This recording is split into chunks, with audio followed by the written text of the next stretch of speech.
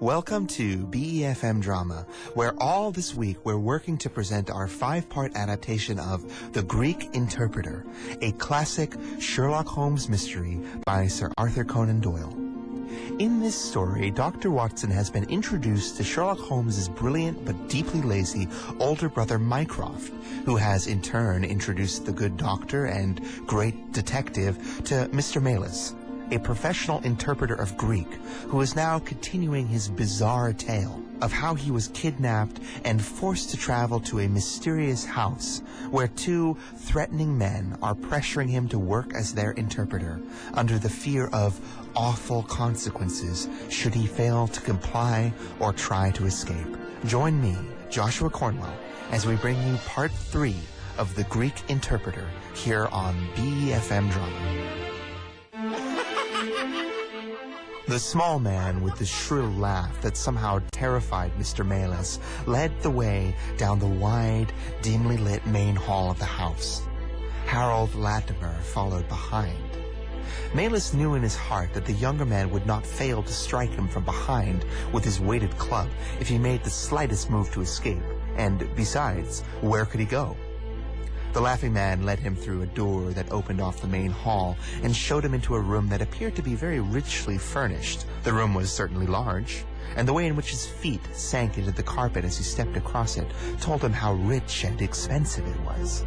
He caught glimpses of velvet chairs, a white marble mantelpiece, and what looked like a suit of Japanese armor to one side of it. There was a chair just beside the lamp, and the laughing man motioned that he should sit in it. Latimer left for a moment, but suddenly reappeared through another door, leading with him a gentleman. Here, Melas paused in his story, clearly troubled, and leaned forward to face Holmes, who was still listening with silent attention. I cannot say enough, gentlemen, about the thrill of horror I felt when Latimer led that man into the light of the lamp. He was dressed in some kind of loose dressing gown, and he stumbled towards me with shaky steps. When he stepped forward into the circle of dim light, I felt sickened by what I saw. The man was deadly pale and terribly emaciated. But what shocked me most, more than any signs of physical weakness, was the way his face was grotesquely crisscrossed with white bands of sticking plaster, the kind you might put over a cut on your finger, but thicker and randomly placed. He had a large pad of the plaster covering the whole of his mouth and could not speak. Holmes leaned further forward on the coffee table in front of him, so that his face seemed to push towards the interpreter, as if greater proximity might bring him more entirely into the story. The laughing man seemed utterly untroubled by the awful appearance of his captive. Have you got the slate, Harold? Latimer nodded and held up a black slate of the kind children used to write on with chalk at school. Holding up the slate in one hand, he pushed the emaciated stranger down into the chair so that he half fell rather than sat. Are his hands untied? Good, now give him the talk. He turned to Melas. You are to ask our questions, Mr. Melas, and he will write down his answers. Ask him first of all whether he is prepared to sign the papers. The captive man's eyes flashed fire. Never, he wrote in Greek upon the slate. The laughing man listened to Melas repeat the word in English and laughed his high-pitched, ugly laugh. On no condition? Melas translated these words into Greek for the man to read. The captive wrote down his reply, and Melas repeated it back in English to the laughing interrogator. Only if I see her married in my presence by a Greek priest whom I know. You know what awaits you then? I cared nothing for myself. So the strange conversation went. Again and again, Melas was forced to ask the man whether he would give in and sign the documents. Again and again, he received the same indignant reply. But soon a happy thought came to the interpreter.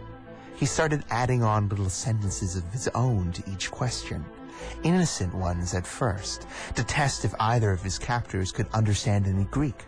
And then, as he became confident that they could not, Melas began to play a more dangerous game, adding little sentences of his own to the questions. Their half-spoken, half-written conversation ran something like this.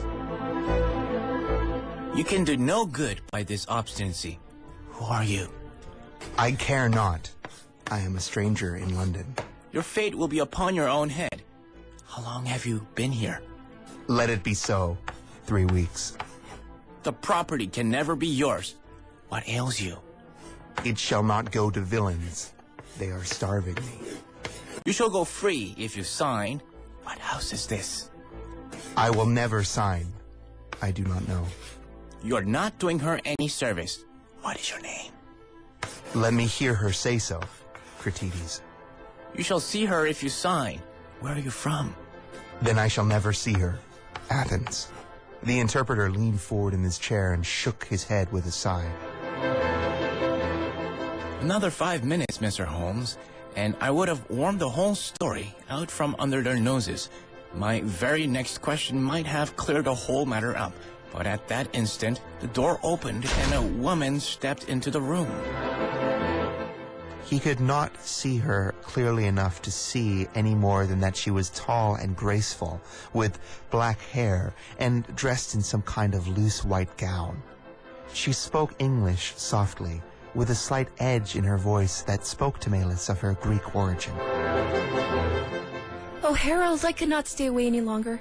It is so lonely up there with only... Oh my God, it's Paul! These last words were spoken in Greek. At the same instant, the starving man in the chair tore the sticking plaster from his lips and shouted the word that sounded like Sophie. He ran into the woman's arms and hugged her.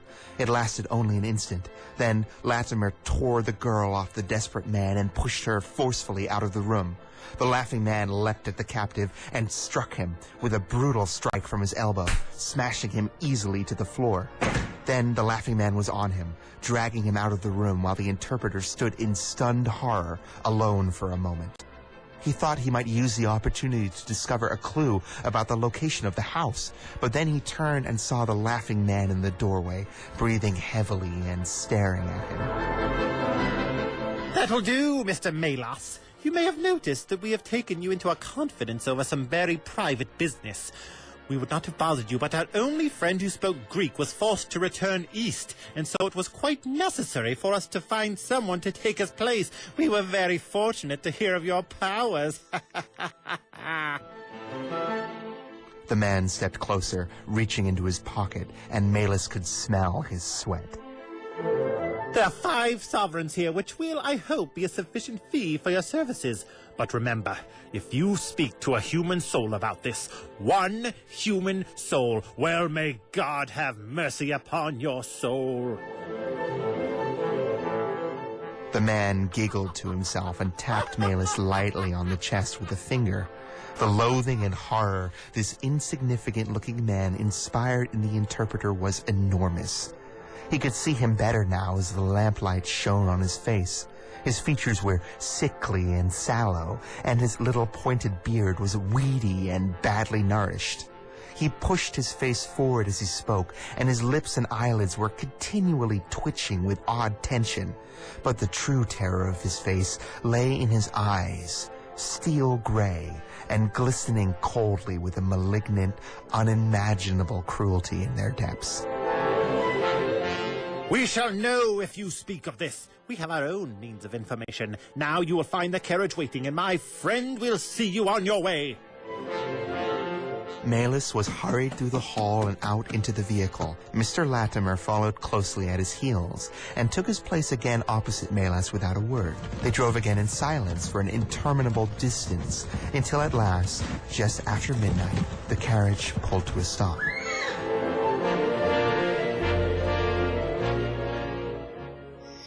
You will get out here, Mr. Melas. I'm sorry to leave you so far from your house, but there's no other way. Any attempt you make to follow this carriage can only end in injury to yourself. He opened the door as he spoke, and Melas hardly had time to leap out before the coachman lashed the horse and the carriage rushed away. He stood gazing round and wondering where on earth he might be when he saw someone coming towards him in the darkness. As he came nearer, Melas made out that he was a railway porter. Can you tell me what place this is? Wandsworth Common, Can I get a train into town? If you walk up the way a mile or so to Clapham Junction, you will just be in time for the last train to Victoria.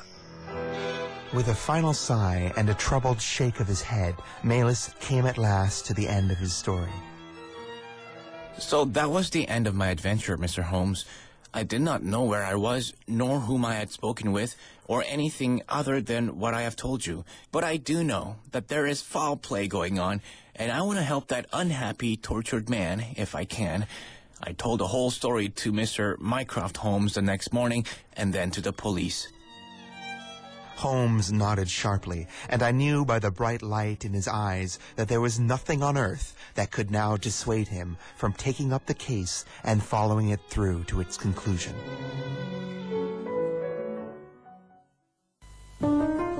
And with that, we've come to the end of the Greek interpreter's strange tale and to the end of part 3 in our 5-part adaptation of this story by Sir Arthur Conan Doyle. Tune in tomorrow to hear what happens next as Sherlock Holmes, Watson, and Mycroft begin to tackle the strange case that Mr. Melas has laid before them.